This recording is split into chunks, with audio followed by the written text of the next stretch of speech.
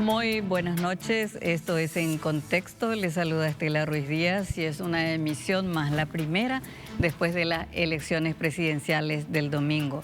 Y a propósito de las elecciones, hoy justamente vamos a hablar de lo que dejaron las elecciones, así que ya tenemos invitados de lujo para analizar esta situación, son legisladores, en el caso de una persona va a repetir, diríamos, la misma banca, y otros nuevos legisladores, y por supuesto tenemos la presencia de un politólogo. Esperanza Martínez, senadora reelecta. Muy buenas noches. Buenas noches, Estela. Un placer estar contigo, con la audiencia, y un saludo a los compañeros que están aquí hoy con nosotros. Joana Ortega, diputada electa. ¿Qué tal? Buenas noches, Estela. Un gusto compartir nuevamente aquí en Contexto y bueno, con los colegas también y el compañero politólogo. Así es. Bueno, Eduardo Nakayama, senador electo por el Partido Liberal. Muy buenas noches, Estela, aquí a los colegas también presentes y a toda la teleaudiencia.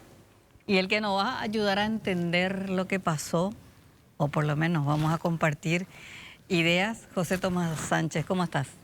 Buenas noches, Estela. Gracias por la invitación, por estar acá con estas excelentes figuras de la política paraguaya que ahora van a ingresar al Congreso. Y como decía mi amigo Gustavo Codas, espero contribuir con la confusión. Bueno, en el caso de los tres legisladores que invitamos hoy, diríamos, son elecciones simbólicas. ¿Simbólicas por qué? Aquí hay dos ex adversarios de las elecciones municipales por Asunción, Joana y Eduardo Nakayama. Esperanza Martínez del Frente Guazú, que diríamos la votación la ungió como nueva líder del Frente Guazú. De todo eso vamos a hablar, y por supuesto José Tomás Sánchez, que es politólogo y nos va a ayudar a entender más o menos lo que pasó. Y justamente la primera pregunta es, ¿qué pasó el domingo? Porque había un aparente escenario de empate, pero finalmente la diferencia que se da es bastante grande entre el Partido Colorado, que tuvo 1.290.000 votos más o menos según los últimos datos del TREP, contra la Concertación, que tuvo 830.000, y este tercer actor que se metió con todo, que es Payo Cuba, que tuvo casi 700.000 votos.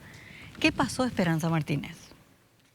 Bueno, yo creo que el tema de la Concertación tenía una hipótesis muy clara de que para vencer al Partido Colorado, que tiene una estructura, una organización, un partido-estado, y que tiene la manera lícita e ilícita de mover sus tropas ese día y realmente defender su voto, hasta su techo, digamos, electoral, necesitábamos nosotros construir la unidad, e hicimos ese esfuerzo, pero evidentemente finalmente no se dio esa posibilidad. La presencia de Payo en realidad fue una sorpresa para todos nosotros, siempre estaba allí, y tal vez por algunas desinteligencia o mala incapacidad nuestra de poder lograr demostrar que la Concertación venía siendo como una fórmula que nos permitía, dentro de la unidad, más allá que no era una unidad granítica, lograr estos resultados, terminó logrando llevar el voto de descontento, el voto de la gente, digamos, antisistema, e incluso compañeros y compañeras de nuestras bases del Frente Guazú, que también habrá sido una respuesta a la división interna que tuvimos, a la confusión en nuestras carpas de la campaña, donde nos ha costado con nuestros compañeros en las dos líneas poder salir juntos, hacer una campaña juntos, más allá de las diferencias que teníamos en el Poder Ejecutivo. Bueno, creo que hay todavía mucho que analizar, mucho que ver. Pero si uno mira realmente el potencial de un liderazgo aglutinador para llegar hasta el final con una candidatura que polarice con el Partido Colorado, para mí la tesis sigue vigente. Seguramente debemos corregir los liderazgos, el acercamiento y la construcción con las bases sociales, etcétera.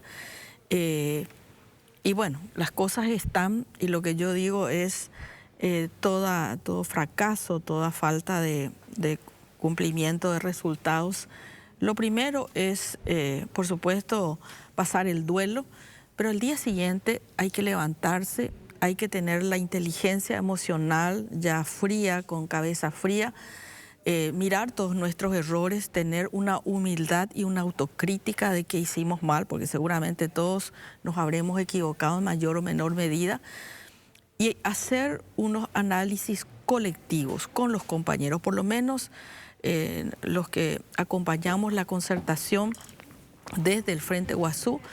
Ya mañana creo que tenemos 1 o 2 reuniones con mujeres, con Joana, 2 grupos de mujeres el jueves y el viernes que ya nos están hablando de los sectores aquí más urbanos. Y la próxima semana comenzamos a visitar a los compañeros en los territorios y recuperar esa confianza, ese diálogo y entre todos buscar el camino para recomponer la fuerza del progresismo en el Paraguay. Eduardo Nakayama, ¿qué pasó? Bueno, yo tengo muchos análisis sobre el tema, Estela, y todavía no he terminado todos porque me gustaría mucho más hacer después un análisis fino con los resultados distritales, departamentales, porque lo que más se dijo en esta semana o en estos días realmente es que prácticamente la oposición perdió todas las gobernaciones y solamente quedaron 2. Yo tengo la lectura, sin embargo, de que se recuperó Central, que es el departamento con mayor peso electoral, y Central equivale a 7, 8 departamentos en términos electorales. Se ganó por primera vez Itapúa y rescato eso. Y son 2 liderazgos emergentes dentro del Partido Liberal también, de Ricardo Estigarribia en Central y de Javier Pereira en Itapúa. Y eso va un poco también de la mano del análisis que yo hago internamente dentro de lo que pasó en el Partido Liberal, ¿verdad? Nosotros tuvimos en el periodo de transición en la democracia 2 liderazgos marcantes, muy marcantes, que fueron primero el de Domingo Isabelino Laíno, que estuvo como candidato en 3 ocasiones. Luego tuvimos un interregno, por decirlo de alguna manera, con el franquismo, Yoyito como figura, posteriormente Federico. Y finalmente las 3 candidaturas de Efraín Alegre, 2013, 2018 y la última del domingo pasado. Entonces, esos liderazgos también tuvieron en su momento sus confrontaciones en la época de Laíno con Zaguier y en la época de Efraín con Llano, ¿verdad? Y pienso que nosotros tenemos que dejar eso de lado y empezar a sanear el partido desde adentro. La oposición necesita que el Partido Liberal sea fuerte y esté bien constituido, así como también el Partido Liberal y la oposición necesitan que los progresistas puedan hacer lo que Esperanza dice que van a hacer, que es unirse nuevamente, tratar de entender la división interna que hubo, que definitivamente desvió votos. Entonces creo que cada uno de nosotros tenemos que hacer nuestro análisis interno y trabajar, porque este es un trabajo en equipo, pero el equipo está compuesto por jugadores. Si los jugadores no están aptos físicamente para el partido, no van a dar su mejor desempeño. Entonces, este es el momento en el que nosotros tenemos que trabajar con los jugadores, ¿verdad? Ellos tienen que trabajar con sus jugadores, nosotros tenemos que trabajar con los nuestros, para estar listos para el próximo partido en óptimas condiciones. Ahí veremos cómo nos organizamos como equipo. Vamos a ver quién va a ser el director técnico, quién va a ser el arquero, el delantero, lo que fuese. Pero ahora tenemos que sanearnos nosotros y creo que hubo también un error de diseño en la concertación. ¿Por qué digo esto? Porque para la oposición siempre la carrera al Ejecutivo, ya sea el Ejecutivo municipal, departamental o nacional, es una carrera cuesta arriba. Si no nos ponemos de acuerdo en el camino, nos caemos todos. Sin embargo, para el Partido Colorado, su interna es una carrera cuesta abajo. Sea quien fuese el ganador, se encuentran todos juntos finalmente y se vota todo de punta a punta a la lista, de punta a punta a la lista 1. Entonces, ese desafío a nosotros nos exige una mucha mayor inteligencia para diseñar cómo llegar, una estrategia mucho más entramano, es tanto el color, el trapo, ni la polca, sino que tenemos que hacer un diseño mucho mayor. Y en ese sentido creo que nosotros hemos fallado, porque, por ejemplo, en la alianza que hicimos nosotros de senadores, que no incluyó, por ejemplo, al Frente Guazú, que me parece que íbamos a sumar fuerzas si hubiese sido así, ¿verdad? Y a otras fuerzas como Pachaquería o Encuentro Nacional, todos fuimos por listas separadas. Nosotros propusimos en su momento la idea de concertación total, de que también para lista de Senado. ¿Qué pasó con la lista del Partido Liberal? Quizá hubiésemos llevado más votos si era lista 2 solamente Partido Liberal, que el diseño tipo Frankenstein que se hizo. Porque después de la interna liberal del 18, solo 24 escaños le correspondió al partido y 21 escaños a candidatos que yo les conozco, a muchos de ellos son excelentes personas, pero nosotros necesitábamos jugadores que tengan musculatura y muchos de los que entraron no tenían un arrastre de votos que ayudara a la lista a sumar esos votos, ¿verdad? Entonces quedaron fuera gente con 7.000, 8.000, 10.000 votos de interna, ¿verdad? Y sin embargo se sumó gente que no tenía votos de interna y fuimos a las generales y terminamos con algunos candidatos a Senado con 200, 300 votos en la lista 2, imagínate. O sea que definitivamente ese fue un error de diseño que creo que no se puede volver a repetir. Creo que el Partido Liberal necesita ahora reflexionar profundamente, hacer una autocrítica y en base a eso empezar a reconstruirse, porque este año vamos a cumplir 136 años. El Partido Liberal es la agrupación política más antigua de la República del Paraguay y la oposición necesita de la bandera cívica que ha levantado siempre el Partido Liberal. Joana. Bueno, yo me sumo a los elementos que ponen tanto Esperanza como Eduardo sobre la mesa porque creo que todo suma un poco a esto del proceso de reflexión y autocrítica posterior que sigue, ¿verdad? Porque como comentaba con otras personas, estamos todavía en el proceso de juzgamiento de actas, entonces un poco tenemos esas tareas y de por ahí no es tan inmediato el análisis dentro de los espacios, el juntarnos con la gente, estamos todavía con tareas respecto a la jornada electoral, pero creo que sí van a ir sucediendo esas reuniones, como decía Esperanza, y vamos a ir sacando tal vez otros elementos en el análisis más colectivo. Pero sumado a esos elementos yo quisiera poner algunos otros, como por ejemplo la debilidad de nuestros partidos en la oposición como instituciones fuertes, más allá de los liderazgos. Yo creo que tenemos que llevar un poco el debate hacia ahí, ¿verdad? Porque cuando vemos modelos de construcción institucional de unidad de la oposición, como se da en el caso del Frente Amplio de Uruguay, por ejemplo, vemos una consolidación de un proyecto de unidad que puede estar en el gobierno o en la oposición, pero que sin embargo está basado en partidos políticos muy fuertes, donde las figuras van pasando, pero los partidos sostienen un proceso de unidad que genera también una identidad de construcción de la oposición en la gente. Entonces creo que por ahí hay cosas que tenemos que analizar de cómo funcionaron también nuestros partidos, desde el Partido Liberal como principal partido de oposición, otros que fueron más o menos protagónicos durante la transición democrática, porque es cierto que ese tercer espacio fue volátil durante toda la transición, pero todos o una gran mayoría de ellos basados también en liderazgos caudillistas, ¿verdad? De un caudillo o de un único liderazgo principal. Creo que son cuestiones que tenemos que ir viendo cómo construir, porque ahí para mí estuvo uno de los defectos de la concertación, ¿verdad? Uno de los errores que cometimos. Basamos todo el proceso de principio a fin en la construcción ya sobre figuras, sin tener un punto de partida institucional o equitativo, digamos, en la competencia interna de principio a fin y en la forma en que construíamos eso.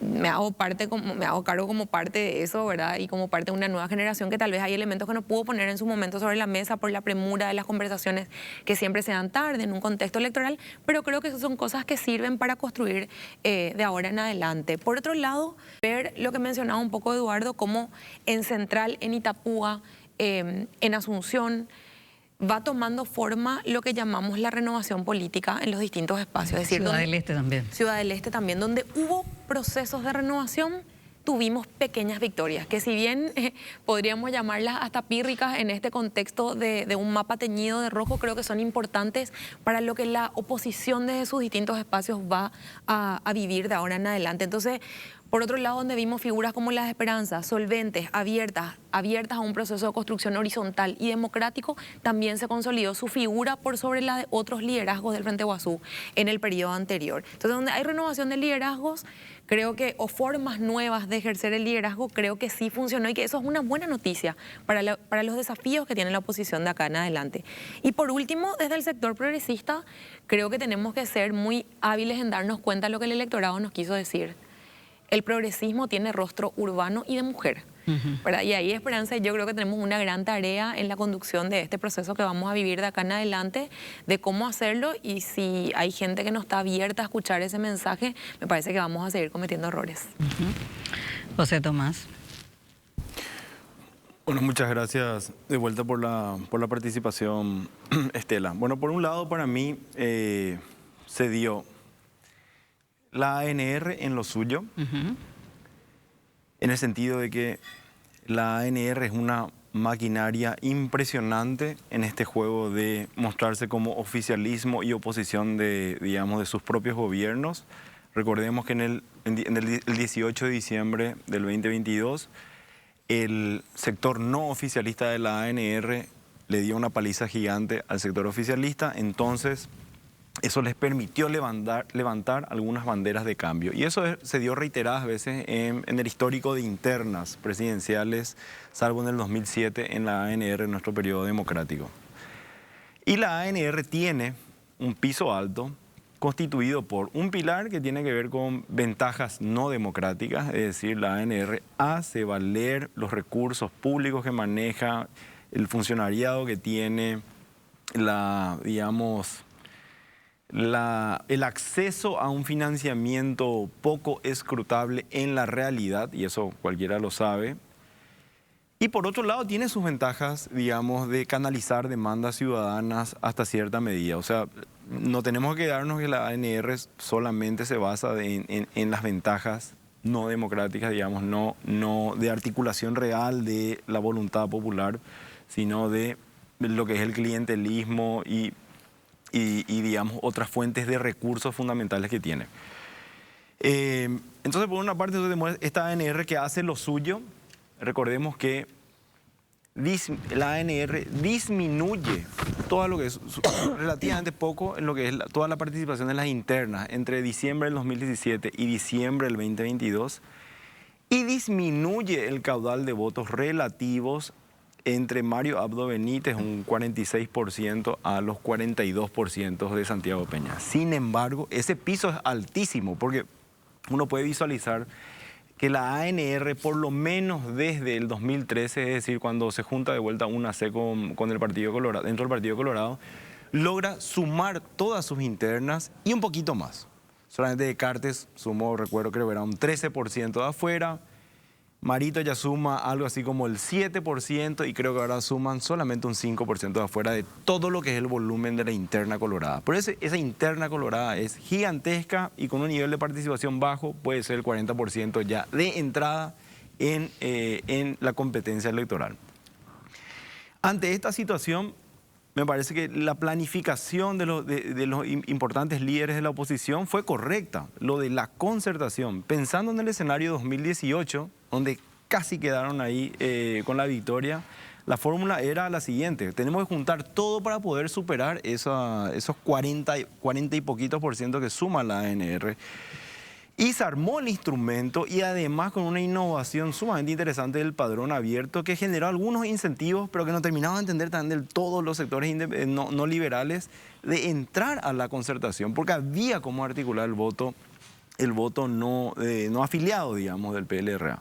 Bueno, para mí la fórmula fue correcta ahí, pero no se dio el escenario 2018. Es decir, volvimos al escenario 93, 2003, cuando un outsider contesta al PLRA y sus aliados desde afuera, como fueron en estos dos casos, sin analizar cualitativamente todavía qué significa esta nueva contestación liderado por Payo Cubas, pero con la situación 93, 2003, 2023, y podemos decir que hasta similar al 2013 en alguna medida, no dio para alcanzar el 40%. Es así, ahí es matemática pura.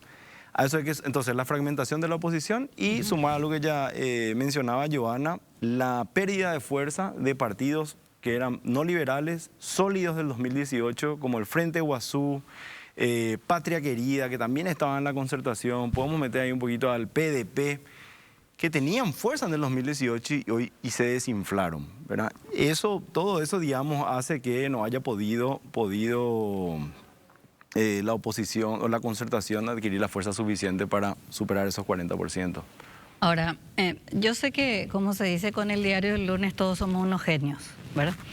Pero en esta ecuación y en estos análisis que se hace y que ahora, por supuesto, cobra mucha fuerza, sobre todo contra Efraín Alegre,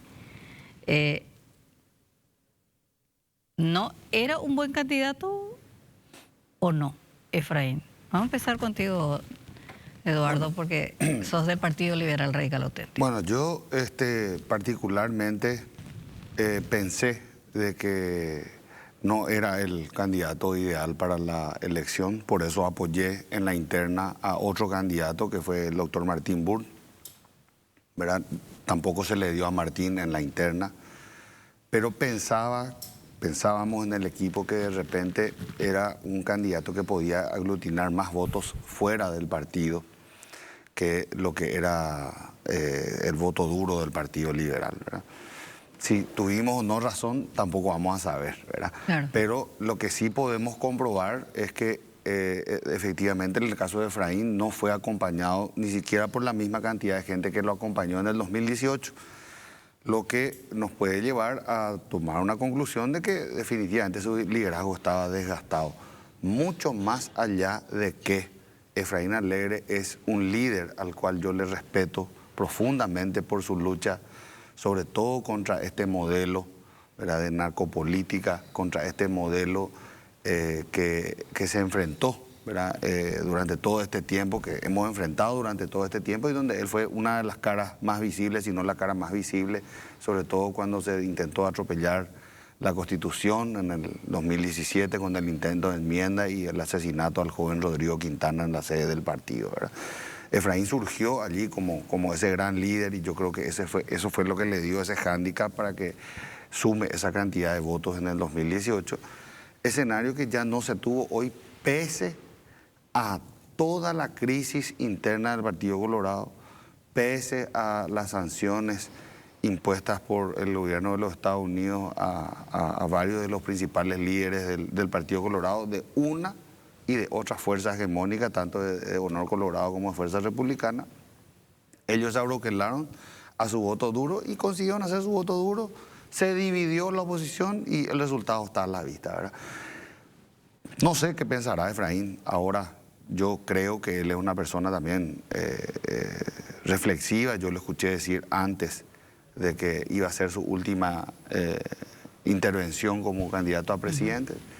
Yo creo que a él hay que darle también el lugar que se merece, así como Domingo Laíno, ¿verdad?, que lo tenemos siempre como un referente histórico de lucha contra el extremismo. Creo que a Efraín lo tenemos que tener en su lucha contra Horacio Cartes y todo lo que significa el armagedón del cartismo tabesiano, como dice José Luis Simón en sus artículos, ¿verdad? Pero tenemos que cambiar, ¿verdad? Ya es momento en que, sobre todo, como dijo Johanna, dejemos atrás los modelos caudillistas. El modelo del caudillismo que se ha instalado durante muchas décadas en el Paraguay, sobre todo durante la época de Stroessner y después, no dejamos de lado totalmente en el Partido Liberal tampoco. Y es momento en que nosotros volvamos a repensar en el Partido Liberal de equipo. Cuando el Partido Liberal tuvo su mejor performance en la década del 20, del 30, que enfrentó una guerra internacional y todo, no era uno el caudillo. Eran varios líderes que estaban allí, Caraiguazú, Manuel Gondra, Eusebio Ayala, Eligio Ayala, Justo Pastor Prieto, Justo Pastor Benítez, ¿verdad? Es decir, teníamos un crisol de gente en los cuales nosotros podíamos tomar referencia de su lucha. Carlos Pastore, que anteriormente también continuó su lucha durante el electronismo, ¿verdad? José Patricio Guyari. Entonces, creo que tenemos que volver un poco a estudiar a ese partido orgánico de varias figuras y no de un liderazgo único, no del caudillismo, P.H. Caballú, no otro Lache Caballú. No, eso ya tiene que terminar. Tenemos que dar el paso al civismo. Yo incluso a veces critico cuando se habla en términos militares de vas a descabalgar o no de su candidatura. Digo, no, vamos a hablar de declinar candidaturas, no de descabalgar, así, ¿verdad? Tipo, ¿verdad? No son términos que corresponden a un demócrata, a alguien que quiere. Entonces tenemos que hacer toda esa reconstrucción también dentro del Partido Liberal, que se contaminó mucho del discurso autoritario en su momento de la época de Stroessner, con los caudillos que saltaban a gritar, que esto, que aquello. Vamos a dejar eso de lado, vamos a tratar de poner las ideas sobre el tapete, lo que le conviene a la República del Paraguay, ¿verdad? Vamos a enterrar el hacha de guerra y vamos a analizar lo mejor para el Paraguay. Y allí es donde cada uno de los partidos puede ofrecer lo mejor que tiene, ¿verdad? Con liderazgos que sean forjados con la militancia, con el servicio al prójimo, a la gente que necesita, porque hay mucha necesidad en nuestro país. Ahora, este resultado sorprende, no sorprende la victoria, porque bueno, de 8 elecciones presidenciales, finalmente el Partido Colorado viene ganando 7. O sea, no es sorpresa en ese sentido, pero sí lo que sorprende es la diferencia. La diferencia sobre todo teniendo en cuenta aquella elección del 2018 en la que Efraín Alegre estuvo apenas 3 puntos del ganador en ese momento, Mario Abdo Benítez. Y esos efectos, esas consecuencias que tiene, genera una crisis interna en el PLRA. Ya he visto ahora que el llanismo como que sale de las cuevas nuevamente y quiere la cabeza de Efraín Alegre. O sea, genera una crisis dentro del PLRA, pero casi también borra a la izquierda y también a Patria Querida. Es decir, ¿cómo se entiende eso, Esperanza? Porque el voto del Frente Guazú en su totalidad creo que llegan a 60.000 y algo, o sea, de 300.000 tuvieron en el 2018.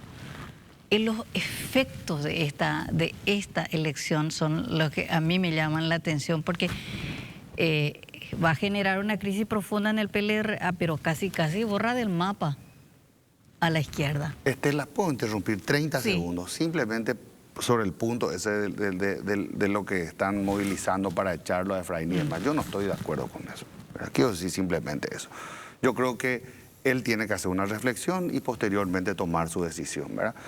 Pero no creo que tengamos que dar pie tampoco a oportunismos momentáneos y gente que ha demostrado apego al dinero y a otro tipo de sobornos que vengan a decirnos, a darnos cátedra de moral, de ninguna manera. Entonces nosotros tenemos que tener mucha cautela también en ese tema. Ya resolveremos nosotros cómo hacerlo dentro del Partido Liberal, pero pienso que hay que hacer una renovación moral también del partido, no solamente de figura. Ya. Esperanza. Bueno, yo creo que la crisis del Frente Guazú, digamos, tiene varias aristas, ¿no? Sabemos que el articulador y la figura siempre que ha logrado, primero, que lleguemos al gobierno en el 2008 y hagamos el gobierno que hoy recuerda la gente, y que nos permitió a los partidos progresistas y de izquierda en Paraguay por primera vez articularnos. El Frente Guazú nace durante el gobierno de Lugo, porque hasta incluso para las elecciones del 2008 fuimos en 17, 18 pequeños partidos y movimientos. En el 2010, con el liderazgo de Fernando, logramos hacer el Frente Guazú, que termina siendo la gran articulación que nos permite, cuando entramos en la llanura después del golpe parlamentario, nos permite, a pesar del fracaso, digamos, político en ese momento, reencarnar y representar a la mirada progresista de la sociedad, sobre todo al sector del campo, de la ciudad, de los trabajadores, del área popular, y nos permite consolidarnos en 2 periodos parlamentarios, pero siempre bajo el liderazgo de Fernando. Bueno, hoy es claro que él, por razones de su salud, no ha podido acompañar ni siquiera el proceso que siempre ha liderado él de, digamos, establecer los mecanismos para sentarnos, acordar y construir la unidad, porque diferencias siempre han existido y van a seguir existiendo, pero ese rol estratégico de una persona articuladora también fue clave. Y también nosotros tuvimos realmente actos, para mí no muy agradables, ¿no?, de agresiones entre compañeros, cuando en realidad la disputa era por la chapa presidencial. No hemos podido sacarnos una foto todos los compañeros para hacer una campaña por la lista de senadores del Frente Guazú. Lo intentamos en varias ocasiones, pero era imposible sentarnos todos en una lista los candidatos, ¿no? No pudimos hacer una lista por el Frente Guazú, no podíamos hablar de Lugo porque todo se teñía de alguna maledicencia, por decirlo. Y creo también, como decía Johanna, hay una crisis del modelo de articulación. Yo recuerdo, y eso lo conocen muchos los compañeros, al día siguiente de la caída en junio del 2012, fuimos a la casa de Fernando Lugo, un grupo de compañeros en ese momento que después la mayoría fuimos senadores, y yo le dije a Fernando, es el momento de hacer una nueva organización, un partido frente, que nos permita crear una estructura, porque en este país, por sus características, hay que tener una estructura organizativa para contrarrestar. Y bueno, los liderazgos, todos nos creíamos, seguramente yo también, todos nos creíamos los más importantes del planeta, y nos ha costado eso. Y creo que en este momento, cuando yo digo, la gente nos decía, se terminó el Frente Guazú. El Frente Guazú no termina, primero porque las causas, sus causas históricas, que es la lucha por la desigualdad en este país, la lucha contra la dictadura, a favor de la democracia, hacia los derechos sociales, hacia el derecho de los indígenas, de las mujeres, una lucha sobre la tierra, o sea, eso no cambió el lunes en las elecciones, y por lo tanto las causas están allí y los luchadores de esas causas siguen. Hoy algunos habrán ido, incluso si uno mira la votación de Nueva República, que creo que tuvo 40 y algo, más los 60, están medio los 100.000 votos que solemos hacer en las municipales, a la cual se le agregaba unos 150.000 votos de Fernando Lugo y completábamos los cerca de 300.000 votos que sacamos. Entonces, creo que se conjugaron, pero yo siento que toda digamos, tormenta, tiene que después venir un día soleado. Y lo que necesitamos en este momento es redefinir, digamos, el modelo de liderazgo y el modelo de construcción. Por eso que lo hablábamos con Johanna, necesitamos volver a esos encuentros que llamamos al Ñemonguetá, que empezamos a hacer en 6 departamentos, encontrarnos con la gente, hablar con los compañeros y, como decía mi mamá, tener 2 oídos y una boca, escuchar mucho a la gente. La gente nos va a reclamar nuestros errores, nos va a decir, pero la gente nos va a ayudar a construir una herramienta que sea democrática, que sea participativa, que sea territorial, que sea plural en el sentido no solamente, digamos, de las ideas, sino que tenemos que incorporar a la población indígena, a la población campesina, a los jóvenes, a las mujeres. Tenemos que hacer que haya un surgimiento de muchos liderazgos en el Paraguay. Tenemos que reafirmar nuestras banderas y, sobre todo, yo digo que es un sueño de muchos de nosotros tener una escuela de liderazgos y de formación política. Nosotros necesitamos también que nuestros cuadros sean capacitados para hacer esos nuevos liderazgos que decían acá los compañeros. O sea, hay una tarea muy importante y creo que vamos a empezar una nueva etapa. Vamos a recoger nuestras banderas, vamos a juntarnos los compañeros y compañeras en los territorios, seguramente a partir de la próxima semana, y entre todos, luego del análisis, de la crítica, del dolor y de los señalamientos, creo que vamos a reconstruir esto. Va a ser una oportunidad de cambios. Perfecto. Bueno, vamos a hacer una primera pausa y a la vuelta vamos a hablar obviamente de un tema que nos tiene a todos pendientes, a la expectativa de qué es lo que va a suceder, sobre todo qué implicó la irrupción en estos términos, en este porcentaje de paraguayo Cuba y la implicancia que tiene eso incluso para la oposición. A la vuelta de la pausa.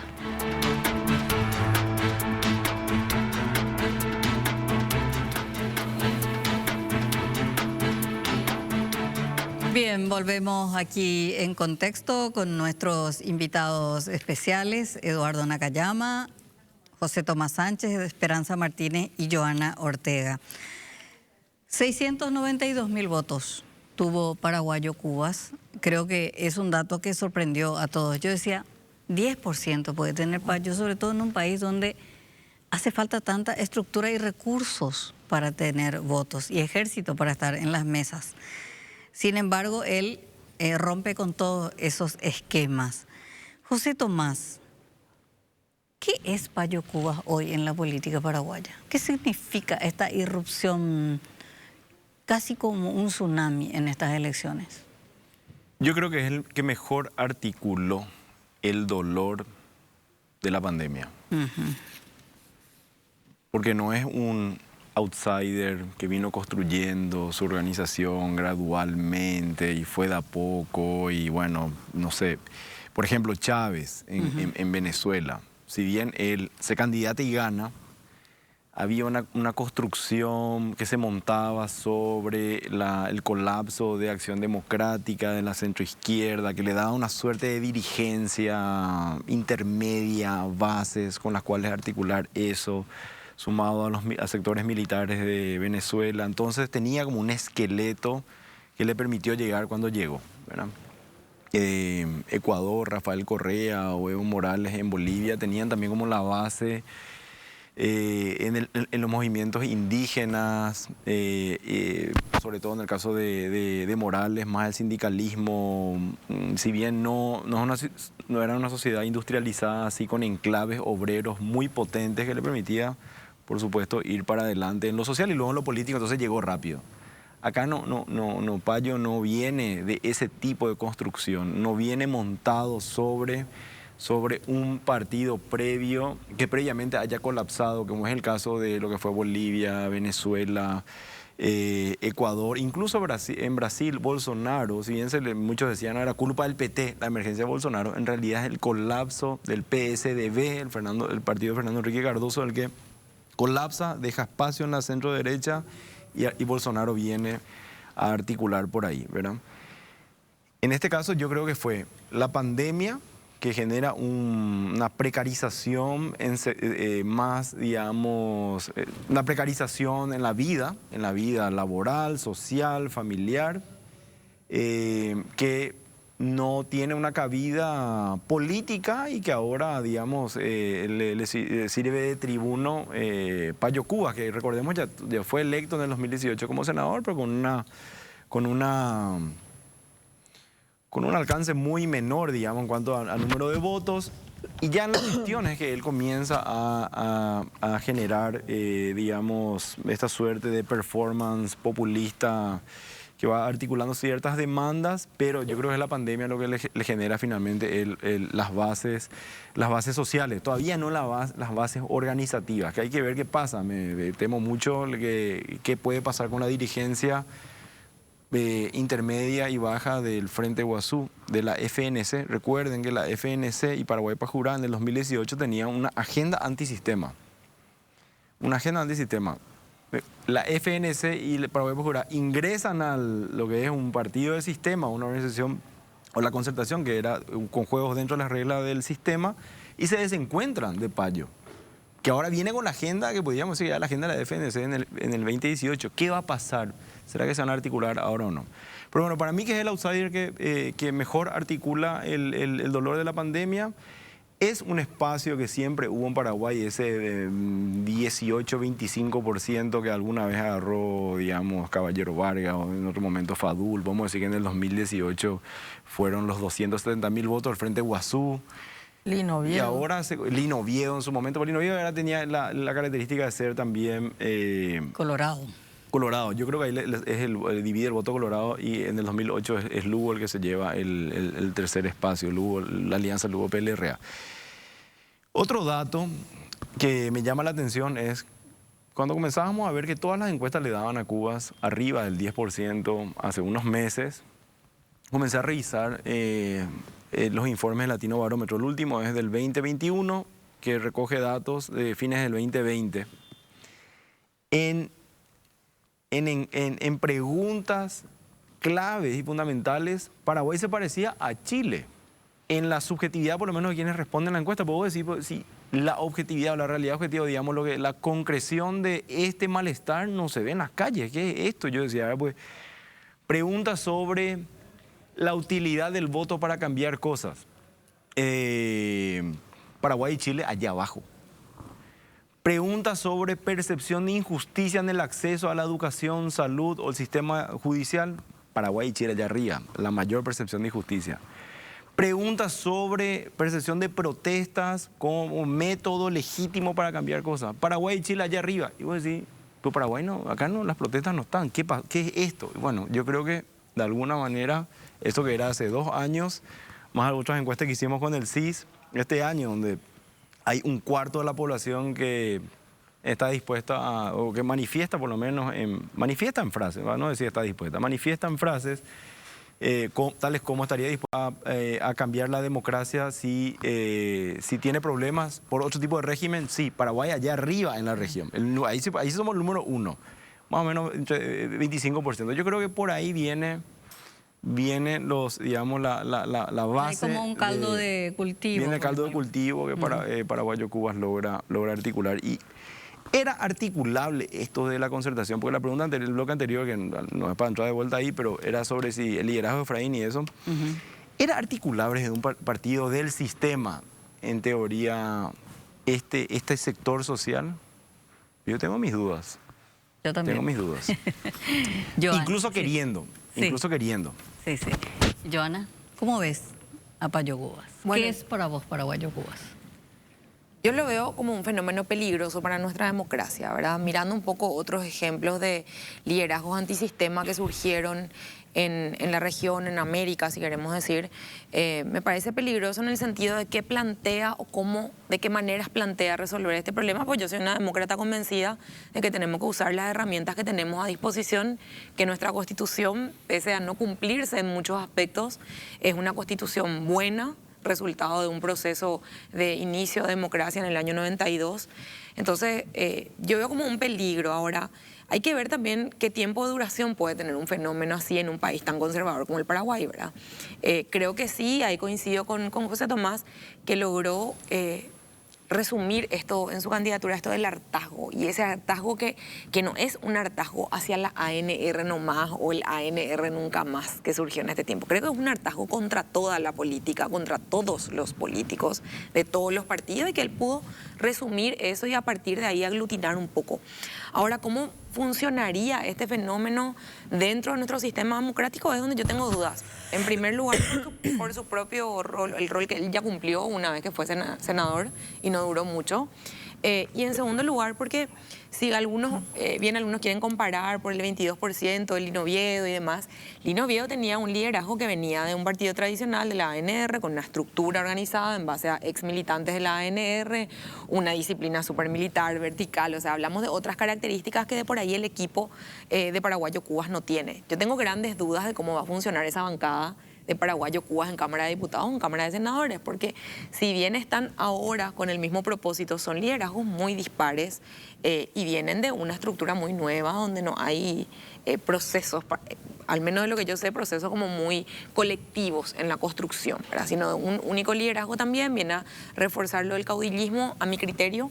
Entonces, creo que hay que mirar con mucho cuidado este tipo de fenómenos y siempre yo digo, rescatar la política de los políticos o de las manos de los políticos como la herramienta que puede transformar nuestra sociedad y tratar de apostar en una disconformidad o de un hartazgo hacia la clase política por una política más seria, más responsable, y sobre todo digo responsable en el ejercicio del poder, porque si bien vamos a ser minoría y el equipo paraguayo Cubas también vamos a tener una porción de poder de la cual podemos hacer algo. Y bueno, ahí tengo como mis dudas de cómo funcionaría y espero que finalmente sean parte de una oposición responsable.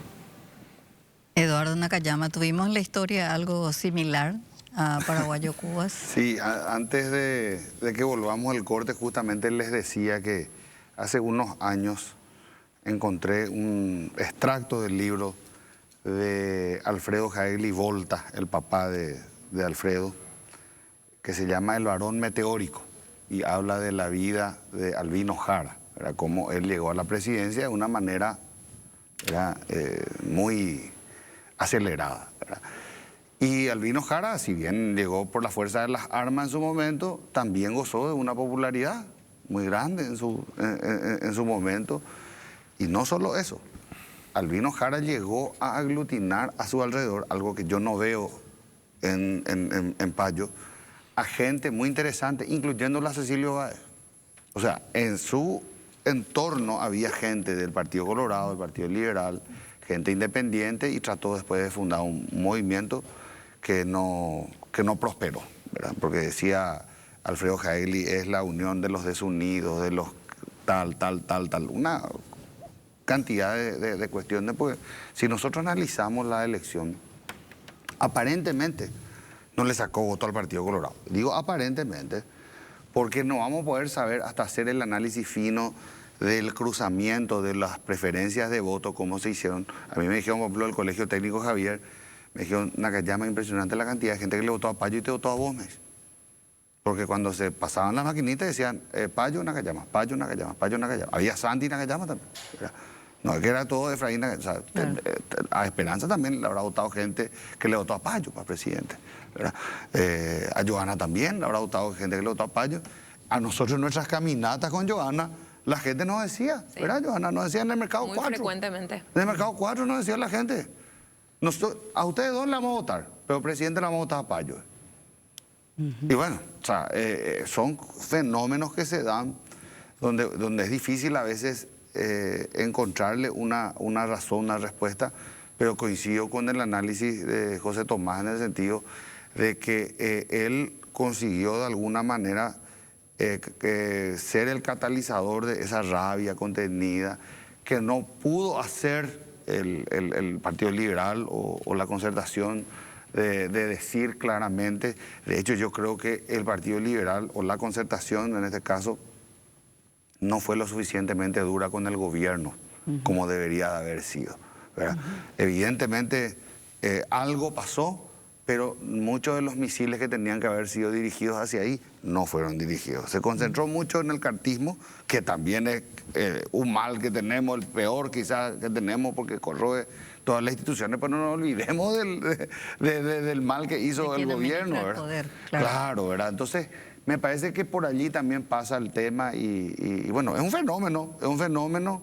Yo creo que nosotros tenemos que mantenernos, como decía Johanna, dentro de los márgenes que nos permite la democracia. No podemos permitir de ninguna manera la irrupción del autoritarismo.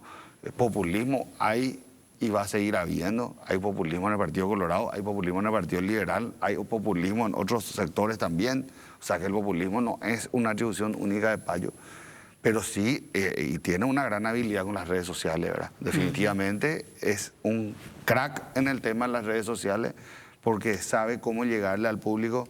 Es casi un fenómeno como Alder Alcides o Yaca, ¿verdad? O sea que le llega al público, le habla en el idioma, con el lenguaje que quiere, con el tono que quiere y para terminar nomás el análisis, ¿verdad? Vos sabés que yo creo que en el caso de Lino Oviedo, que recordemos que la unidad granítica era, en la época de Stroessner, presidente de la República, Partido Colorado y Fuerzas Armadas. O sea que había un grupo de las Fuerzas Armadas que representaba el autoritarismo militar. Y el cambio que se hace en el 89 deja intacta la unidad granítica. Solo se cambia la cabeza del presidente de Stroessner por Rodríguez, pero en su mismo mensaje él habla del Partido Colorado, de la unidad del Partido Colorado y las Fuerzas Armadas. Entonces, eso se mantuvo durante un tiempo, pero en la sociedad nuestra hay todavía en el inconsciente gente que cree que la solución es militar, que la solución es, si no militar, violenta, ¿verdad? Y eso lo tuvimos en estos días también, ¿verdad? Entonces yo creo que hay gran parte, si analizás gente que le sigue, ¿verdad? Aparte de los jóvenes que quizás no sepan mucho de lo que estamos hablando, porque no lo vivieron, no porque no puedan saberlo, yo creo que hay gente que ha coincidido con el liderazgo de Lino Oviedo y que hoy en día lo ve a Payo como alguien que puede llevar adelante ese tipo de cosas. ¿Cómo se convence a la gente que no cree en el sistema, que el sistema es la solución, Esperanza? Y no es fácil porque sobre todo en el caso de Paraguay nosotros tenemos una cultura desarrollada por casi 70 años donde la sociedad paraguaya no conoce los derechos. O sea, esta no es una sociedad donde vos sos un ciudadano que querés estudiar, te vas a estudiar y te inscribís y ves los mecanismos, o querés trabajar, o querés ser atendida en un hospital, o querés sacar tu registro de conducir. El Estado paraguayo está controlada por un modelo patrimonialista que ha reemplazado el servicio, los servicios públicos y el derecho ciudadano por el regalo y la prebenda. Entonces la gente en el inconsciente y en la cultura del Paraguay no hay una situación de derecho. O sea, nadie cree que tiene derecho, porque el derecho nunca se cumplió. Lo que se cumple es el amiguismo, o sea, vos te sentís mal y le llamas a alguien, tiene que mediar tus derechos, etc. Entonces, no hay ninguna institución creíble. No, vos no crees en la justicia, no crees, vos decís, bueno, denuncia esto porque te estafaron. No, dice. ¿Para qué voy a preguntar si el otro tiene más plata o el otro es una persona con políticos o lo que sea? O sea, yo no hago la denuncia porque no creo que se vaya a resolver. No me comprometo en las luchas porque no lo vamos a conseguir. O sea, hay un fatalismo creado por este modelo. Entonces, ¿cómo convencerle de que en realidad la organización, la lucha, lo que tradicionalmente venimos diciendo de los sectores progresistas es la comprensión de la realidad, la organización, la lucha por los derechos, etcétera, van a ser los caminos de cambios y de confrontaciones también? Eso no quiere decir que no haya que hacer manifestaciones, claro que hay que hacer los derechos en las calles, pero esto es un fenómeno mucho más complejo, ¿verdad? Tiene también arraigos con nuestra historia cultural del Tendotá, digamos, del único líder. Recordarán que hay gente todavía de mi edad o mayor que dice, claro, en la época de Stroessner vivíamos mejor, la mano dura, aquí luego a la gente, no tenés que luego ser buena con la gente porque la gente se sube. Hay una serie... Hay que cintarear, como dice Payo. Hay que cintarear, hay que ser un dictador, como él dice. Él dice, yo soy el que tengo todas las soluciones, denme a mí el poder y yo voy a hacer lo que yo creo que hay que hacer. Cuando le preguntaban en un programa que yo estuve con él sobre sus equipos, sobre sus planes, dijo, no, yo sé todo ya. Claro. Yo ya sé y yo voy a hacerlo, ¿verdad?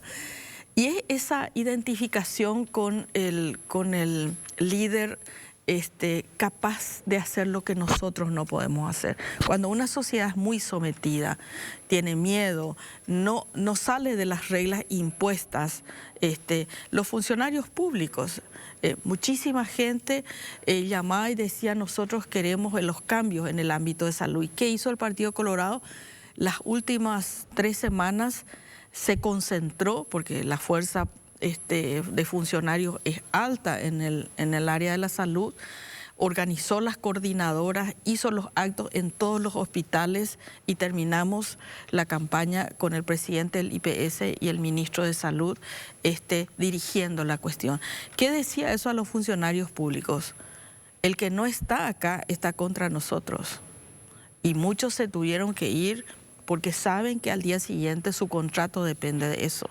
Ya me han llamado a mí de Pedro Juan Caballero, que allá gente contratada, ya se les dice, si no se afilian acá no va a haber. Entonces, este es un estado donde se ha perdido la institucionalidad democrática, está inficionada por la corrupción en todos los poderes.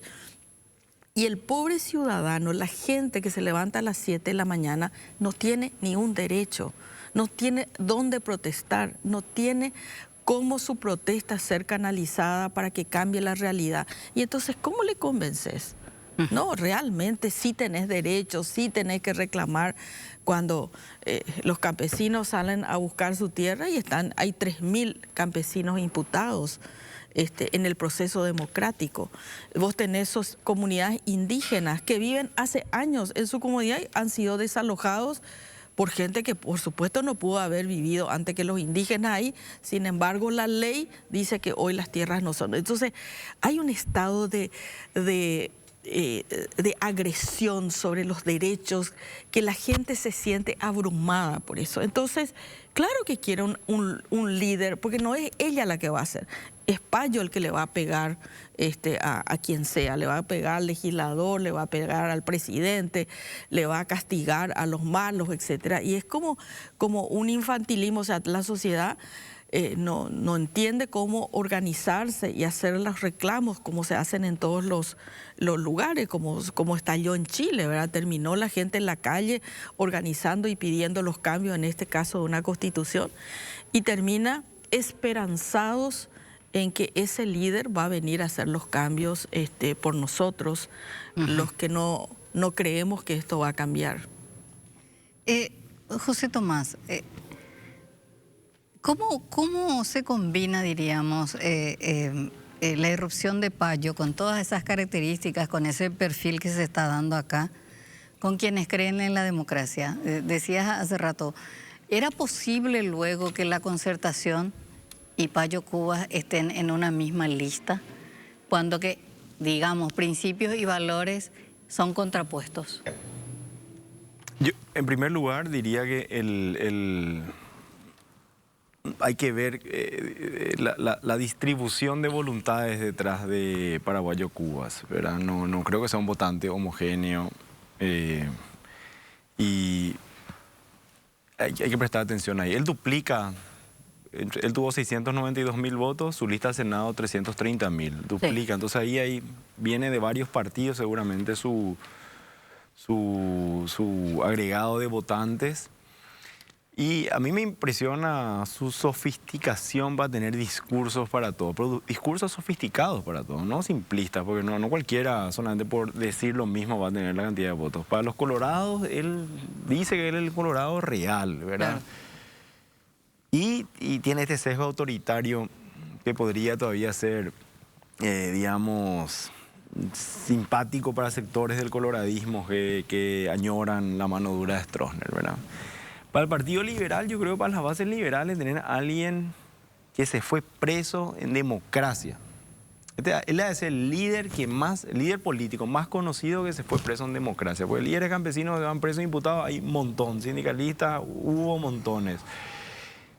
Líder político que más estuvo preso hasta recientemente, Paraguayo Cubas. Entonces yo creo que para un liberal eso es, le viene toda la imagen de la lucha contra la dictadura también, ¿verdad? Incluso sectores de la izquierda, ¿verdad? Levanta mientras la muchos bandera. de sus parlamentarios estaban recibiendo sobornos Claro, por eso, acá esto es todo incoherente, Claro. pero no importa, Claro. da igual. Para la izquierda, digamos, habla del 30% del impuesto a la soja, de que el ganado de los narcos tiene que ser apropiación del Estado para bajar el precio de la carne para que los perros puedan comer su asadito. Entonces, iba a matar a los brasileños, creo que iba a matar 1000 brasileños. agresión contra los invasores, el nacionalismo, o sea, hay de todo, el discurso en clave religiosa, impresionante. Entonces, digamos, él logra escamotearle banderas a otros sectores, ¿verdad? Entonces, lo que yo digo es, hay que diferenciar el actor político de las bases sociales, ¿verdad? A lo mejor, si él, recuerden que él estuvo en la concertación, si había, digamos, bueno, ahí hay que conocer mejor qué habrá sucedido ahí, ¿verdad? Sé que le había hecho unas propuestas de encuesta, pero él además te proponía hacer la encuesta, pues además el método, y el método lo que no era así, porque publicó en Facebook y eso era así ridículo, ¿verdad? Entonces no sabemos si realmente quería o no quería, pero suponiendo que él haya ingresado, él hubiera ingresado, yo no sé si esta masa de votantes tan heterogénea hubiera dicho, bueno, ok, nos vamos a la concertación y con el que gane la interna el 18 de diciembre. A lo mejor no se quedaba nadie, porque sospecho que además muchos de los partidos que ingresaron ahí, o muchos de los líderes de partidos que habían estado al inicio de la concertación, yo creo que sus votantes no fueron. Por ejemplo, Patria Querida, Rocío Vallejo, creo que fue electa en Asunción, creo que no hizo campaña por la concertación. Fidel Zavala hizo en contra de la concertación. Fidel Zavala hizo en contra de la concertación, ¿verdad? Sí. Entonces, entonces hubiera sucedido algo similar probablemente porque, digamos, más allá de que lo que hubiera hecho Paraguayo Cuba o no. Sí, reitero que lo que, para bien o para mal, dependiendo de lo que uno valora que tiene que suceder o no con el sistema, pero para bien o para mal, el formar parte del sistema le modera a la gente, porque ahora va a tener 5 senadores. Ahora hay que ver si puede realizar su programa de gobierno. Y si él prometió expulsar a los brasileños, y desde el Senado no se puede hacer eso, pero a lo mejor hay una lectura ahí, pues esto no se puede hacer, ¿verdad? O a lo mejor le pierde a todos estos senadores, menos a Yolanda, porque como ya sucedió en el 2018 con su diputado, ¿verdad? Y él sigue en la calle, sigue haciendo... Hay que ver qué sucede, pero sí, la habilidad del régimen democrático, reitero, para bien o para mal, es que modera a los actores en su participación institucional. Bien, ahora vamos a otra breve pausa y por supuesto a la vuelta vamos a hablar del nuevo presidente de la República y lo que significa ahora Horacio Cartes. ¿Habrá o no poder bicéfalo desde el 15 de agosto a la vuelta de la pausa? Bien, retornamos y por supuesto tenemos que hablar del nuevo presidente de la República, Santiago Peña, hombre hecho a imagen y semejanza de Horacio Cartes. ¿Habrá o no poder bicéfalo, José Tomás? Yo creo que sí. Yo creo que él no fue creado a imagen y semejanza de Cartes. Yo creo que él era un gerente de Cartes, muy dependiente de Cartes, que hizo su proceso migratorio hacia dirigente político, pero en el momento que se siente en el Palacio de Gobierno y firme, y tenga la lapicera, y tenga 300.000 funcionarios, y tenga un presupuesto de tantos billones de dólares, y tenga un partido colorado dividido, va a tener incentivos distintos a Horacio Cartes, presidente de la ANR, que lo que busca es protección política. Más o menos esa es su mayor agenda hoy, ¿verdad? Va a tener incentivos distintos, va a tener incentivos por lo menos para pelearse y fundar el peñismo. De ahí a que lo pueda realizar o no. Pero ese escenario, si hay división ahí, receta va al desastre. Si por otra parte está muy atrapado y no puede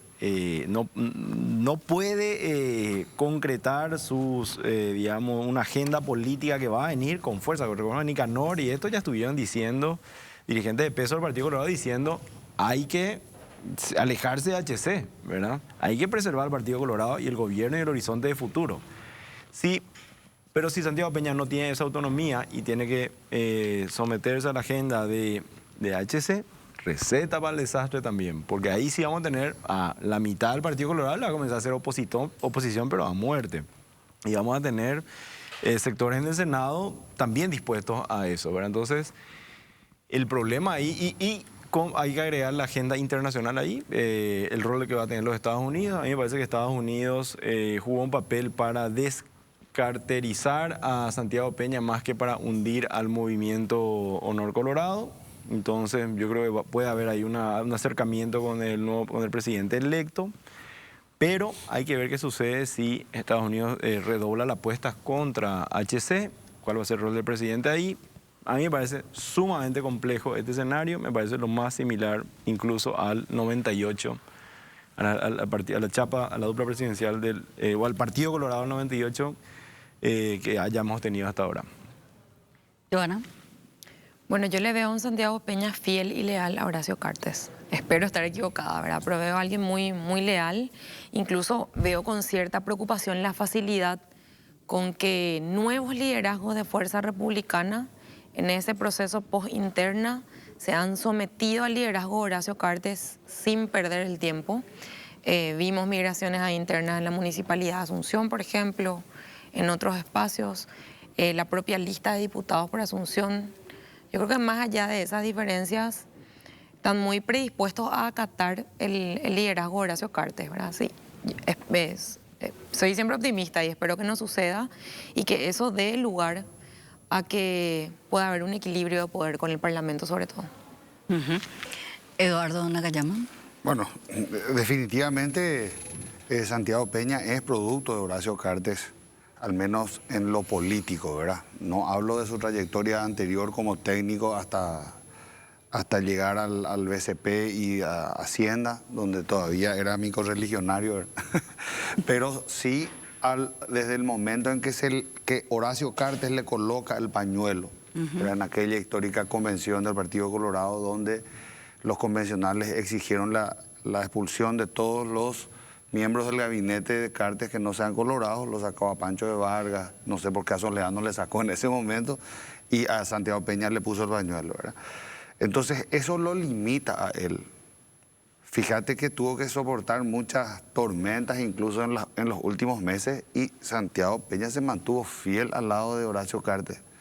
Fue a los Estados Unidos, desde Estados Unidos decía, tiene derecho a defenderse. O sea, su lealtad es a prueba de bala, a mi modo de ver. Ahora, muy adentro suyo, yo estoy seguro que él sabe que lo mejor que le puede pasar a él es que lo lleven a Horacio Cartes extraditado, ¿verdad?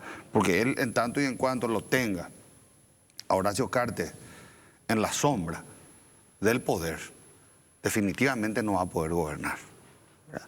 Entonces, como paraguayo, yo espero que él tenga esa independencia, aunque no creo que la vaya a tener, ¿verdad?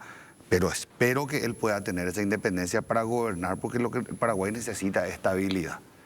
Si nosotros queremos llegar a algún momento a generar fuentes de trabajo, que es lo que la gente más te pide cuando vos te vas en las recorridas, la gente te dice, Rico, te dé el trabajo, de por circulante. El otro día en el Mercado 4, la gente, no había ni marchante, no había nada. Él prometió 500.000 puestos de trabajo. Y eso solamente puede venir del sector privado. Solamente puede venir porque, ¿qué vamos a hacer? Vamos a aumentar la grilla de funcionarios públicos que tenemos o de contratados. Eso es imposible, ¿verdad? Este modelo está agotado en el sentido de que incluso los bonos que se han emitido en la época de Santi Peña como ministro de Hacienda y en la época de Marito, ¿verdad?, que nos han llevado al mayor nivel de endeudamiento de la historia de la República del Paraguay, ¿verdad? Incluso después de la guerra de la Triple Alianza no tuvimos una situación así, ni el Chaco. Ahora estamos con un sobreendeudamiento tremendo, ¿verdad? Y yo no sé cómo Peña piensa lidiar con eso, y supongo que no va a estar en su ecuación el volver a utilizar esos bonos para pagar salario como ya se hizo en su época, ¿verdad? Entonces, eso tiene que venir a través del sector privado, y el sector privado no va a traer plata. Las inversiones no van a venir si no hay estabilidad política y si no hay seguridad jurídica. Y seguridad jurídica, nosotros estamos en el lugar 138 de 141 países por falta de independencia del Poder Judicial, según el índice de competitividad global. No es Nakayama el que dice, sino es un índice a nivel global que nos da la pauta de lo mal que está nuestra justicia, ¿verdad? Esperanza. Brevemente. No, yo creo que el nuevo presidente de la República hoy es el encargado de continuar con la política de Cartes y tiene evidentemente una relación casi estrecha en el liderazgo, en el financiamiento, en todo. Pero el problema de Santiago Peña, más allá que lo lleve la justicia norteamericana, es su falta de liderazgo. Santiago Peña no tiene la más mínima capacidad de liderar un partido tan grande, poderoso, con un liderazgo tan grandes y históricos como es el Partido Colorado. Él no va a tener respeto de sus liderazgos históricos. Y yo creo que, no quiero, pero se puede anunciar de que va a haber una crisis en el Palacio de Gobierno, porque este es un país que tiene que enfrentar miles de problemas sociales y que va a tener un partido que le va a exigir las mismas condiciones de funcionamiento históricos. Y él no es un líder, él es un técnico, él era un ministro, una persona que estudió para más o menos entender las finanzas, pero él no es capaz de liderar, a mi criterio, con la complejidad que tiene hoy el Partido Colorado y con la crisis social. De modo que no solamente su problema es Cartes. Si se va a Cartes va a tener más problemas todavía, porque la pregunta es quién reemplaza en el cartismo a Horacio Cartes. Él lo que necesita, y ojalá lo haga, inteligentemente rodearse de un equipo político sólido con el cual él defina las líneas políticas. O si no, va a vivir como un barquito en la tormenta varios años si es que termina su mandato. Bien, les agradezco muchísimo la participación, José Tomás, Joana, gracias. Eduardo Nakayama, Esperanza Martínez, y nosotros nos volvemos a encontrar el próximo miércoles. Buenas noches.